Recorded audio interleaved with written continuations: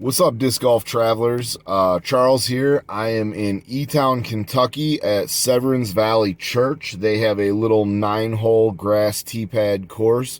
We're going to check it out, see what's the haps. It's fairly new, only a couple of years old, I think. Not very old at all. But I got a lot of friends live out this way, and they're always talking big about it. So here we go. Welcome to another edition of the Fast Nine. Severins Valley, Elizabethtown, Kentucky, hole 1, 264 feet, pretty straightforward. Full disclosure, I am coming off of a hip injury. I'm probably about 70-80% in this video, but we go out and we have fun. This upshot here, I probably could have been a little bit more aggressive, but I wanted to just flop it because, as we'll see, about 3 feet past my disc there, it gets a little nasty. I was afraid. Hole 2, 256 feet. I don't know how in the heck you play this in the summer. I don't. I really just have no idea how you do anything but this. It's a cool hole. I like it. It forces you to hit a narrow gap on a hyzer, but I would love to see footage of anybody getting a birdie on this and it being a putt from inside circle 1. Hole 3, this one is a bomber. I do not have a bomber in my bag at this point in time, so I decided to just chuck it down into the ravine on the left. We're actually going past that sidewalk we see coming from between the apartments. You can just see the top of the basket on the right there. If you take where my shot landed, it's much further. We just go ahead and lace it out there. Nothing great, nothing special, but we get our par. Or no, I'm sorry, our bogey. It was a par in my mind because off the tee pad I was thinking I don't have the power for this to be 3.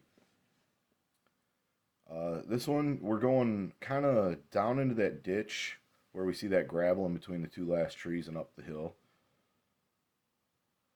Not a terrible drive. My upshot definitely left a lot to be desired. There's a dude behind me watching me right now with a weed eater, and he fired it up right as he saw me lower my disc. And I locked eyes with him. He shook it off like it was just happenstance, but we all know. We all know. Them people that honk their cars driving down the road while you're teeing off, it happens. Again, this hole, big bomber. I just don't have the arm, so I throw it out into the field, and then I take my Opto River and chuck it up into the bullseye and take the easy par. Hole 6, just ignore this drive. It's probably one of the worst things I've done in a long time. My footing was terrible. It was just bad. Not a bad recovery shot. It gets me up to the road where I'm going to have an upshot for 3 to try to chase par. I stupidly do not throw my disc flat at all, and the wind just says, "This is mine now." On the next putt, I decide to pretend as if that wind doesn't exist, and it's just like, "Hey, I do, bud. I do." So that's a bogey, and we're running +3 through 6. This is a hole 340. I think I could have reached it because the hill drops off there, but there was a lot of wind. I didn't want to hit anybody. I didn't know this course. So I just went short and aimed for the corner of the parking lot, tried to get myself an easy 3. As you can see, we accomplished that. Now I'm aiming just a little bit above the basket, trying to hit and drop. Didn't give it enough juice. I was kind of aiming for that post right there, but still got the par and got out. Hole 8.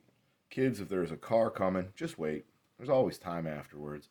I tried to hurry and rush my shot because I saw the car coming out of my peripheral. He actually stopped, and I didn't need to rush, but I could have just waited. It did roll like far, like 40, 50 feet down the hill. If the grass had been mowed already, it might have gone further. Might even gotten up to circle 2. Another Lucid Truth upshot. I get this one pretty well in the bullseye. Hole 9 here. It's open, man. It's there. The grass was in the process of being mowed the day I was there, hence the weed eater, and you can see a couple of tracks where they've already ran through.